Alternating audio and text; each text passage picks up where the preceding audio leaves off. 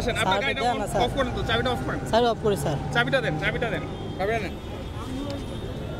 আসলে driving licence ছাড়া উপযুক্ত ডকুমেন্ট ছাড়া আপনি এতদিন কিভাবে রাস্তায় গাড়ি চালাচ্ছেন? এটা যাবি? জি স্যার। তাহলে নাই? না স্যার। আসেন, আপনি আসেন। আইনে আসেন।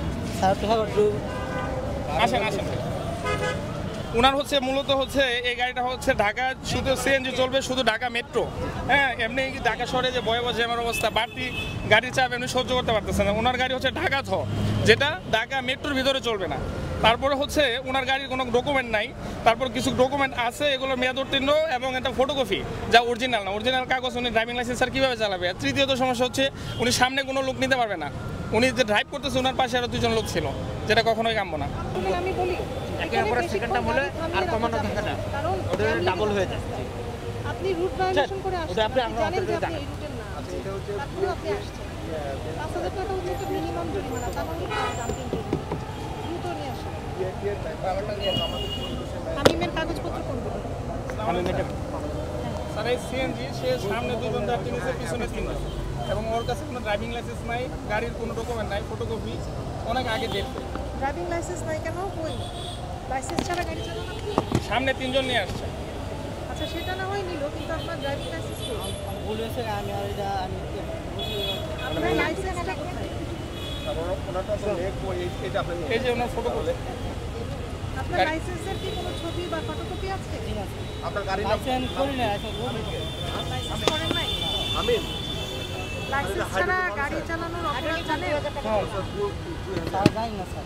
হ্যাঁ, আপনার তো জেল হয়ে যাবে 6 মাসে। এটা তো ফটোকপি। এগুলো স্ক্যান কপি। সিএনজিটা হচ্ছে জব্দ করতে হবে। কেন তারা আটক ওই করলো? কেন লাইসেন্স নাই স্যার, গাড়ির কাগজ নাই, এর জন্য। আর আমরা সামনে যাত্রী লইছি, এটা লাগে সমস্যা। এটা তো আপনার বড় সমস্যা না? জি জি, এটা আমার অন্য হয়েছে স্যার, আমি জানি বেশ, এটা স্যার ঠিক করতে স্যার। মানে আপনি একসাথে এতগুলো ভুল কেন করলেন? এটা তো ঢাকার গাড়ি না, তাই না? ঢাকার গাড়ি গাড়ি থাকলে আপনার কাগজপত্র লাইসেন্স নাই কিভাবে? স্যার এটা আমি স্যার দেশে চালাই স্যার, এটাই এদিকে আওয়া করে না, আমার বাগিনা যাবে ওইদিকে, বাগিনা লয়েছি। আজকে আমরা খিলক্ষেতে অভিযান পরিচালনা করছি।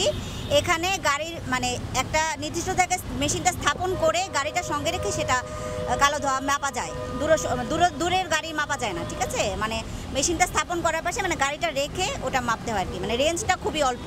মানে প্রশ্নটা ছিল যে আসলে গাড়িতে মেপে যে আচ্ছা আজকে বিষয়টা পাচ্ছেন, এটা জনস্বাস্থ্যের জন্য কতটুকু ক্ষতি? এটা অবশ্যই জনস্বাস্থ্যের জন্য অনেক ক্ষতিকর। আমি যে ইউনিটটা বললাম হার্ট স্মোক ইউনিট, এটা সর্বনিম্ন মাত্রা হচ্ছে 65 HSU, এর যত বেশি যাবে তত বেশি ক্ষতিকর। এবং এই মেশিনে সর্বোচ্চ 100 পর্যন্ত আমরা মাপতে পারি, 100-র বেশি যদি থাকে সেক্ষেত্রে 100ই দেখায়, মানে 100 হচ্ছে সর্বোচ্চ, এবং এটা অবশ্যই পরিবেশের জন্য অনেক বেশি ক্ষতিকর। এটা ঢাকা শহরে এখনো পর্যন্ত 100 অনেক গাড়ি আছে যেগুলো 100 ক্রস করেছে, আবার অনেক আজকে যেমন 4টা গাড়ি আমি মেপেছি, দুটো মানমাত্রার ভিতরেই ছিল, 30 ছিল, ঠিক আছে, আবার 40 ছিল, আবার একটা ছিল 81। আজ এখন পর্যন্ত 100 আমরা এখনো পাইনি। আমাদের একটি প্রশ্ন ছিল, আপনারা একটি আইন